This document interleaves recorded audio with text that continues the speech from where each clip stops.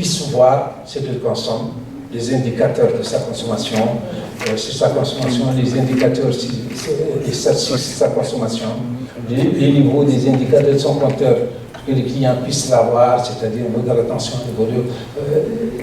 l'historique de son consommation, avec, bien sûr, la partie qui est toujours un peu sensible, c'est-à-dire...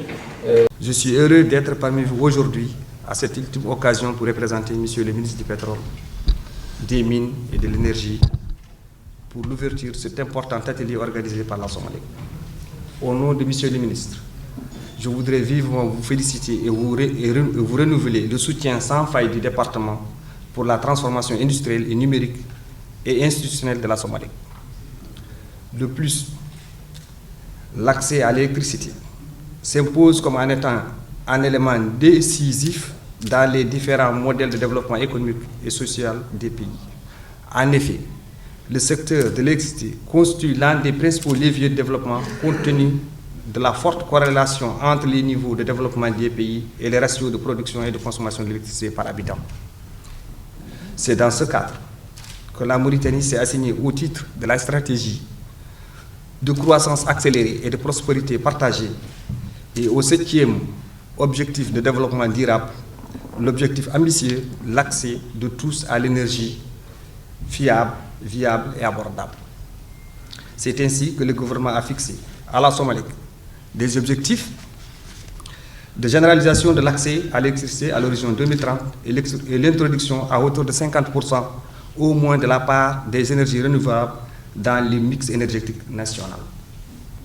Nous sommes heureux de constater le lancement par la Somalie d'un vaste programme de modernisation et de transformation numérique et de mise aux normes en attendant la réforme institutionnelle prévue cette année et qui découle des orientations stratégiques de son Excellence, Monsieur le Président de la République, et mise en œuvre par le gouvernement de son Excellence, le Premier ministre Mohamed Ould Bilal. Le cash management, il a les avantages, comme ils ont dit, que tout d'abord, ça évite les embouteillages au niveau de nos caisses. Ça évite les déplacements d'une distance très loin et du perte de temps. Parce que quand une femme se déplace ou un homme se déplace pour venir voir une caisse qui est à 2 km de chez lui ou 3 km de chez lui des fois, il vient non pas seulement qu'il va faire la queue et qu'il trouve un embouteillage au niveau de la caisse, qui est en général une seule personne, et qui des fois il perd le réseau de connexion. Les autres avantages, je parle toujours des avantages relatifs aux clients. Le client, il va éviter ses déplacements, donc il va gagner plus de temps. Il ne pense plus à payer la Somelec sauf par son téléphone. Ça c'est un. Donc ça c'est déjà un avantage.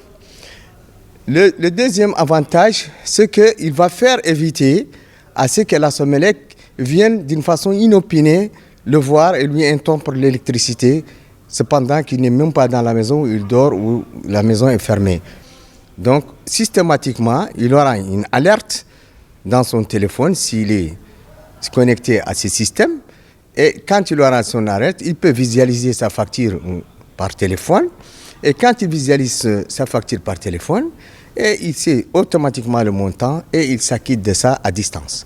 Le prépaiement, c'est relatif au cash management parce que lui, on le paye à distance, on le paye par le même système que le cash management, il est fait pour cette mission exactement. Il a été fait pour exactement payer si tu es raccordé en prépaiement parce qu'on va mettre des compteurs intelligents pour les clients. Ces compteurs intelligents, ils ont des options. Ils ont une option post-payé, comme les compteurs qu'ils avaient. Non pas seulement, ils sont plus détaillés, ils peuvent les visualiser, ils peuvent savoir les charges, leur consommation, leurs tensions, est-ce qu'ils sont bonnes. Ils peuvent savoir beaucoup de données qui sont dans sa carte. Non pas seulement ça, ils peuvent savoir encore leur consommation par 24 heures dans ces compteurs intelligents. Et on peut les balancer en post-prépaiement. Au lieu que le post-payé, c'est une facture qu'il va recevoir tous les 2 mois, mais en prépaiement, et il peut payer son crédit à tout moment comme le système de téléphone. Détection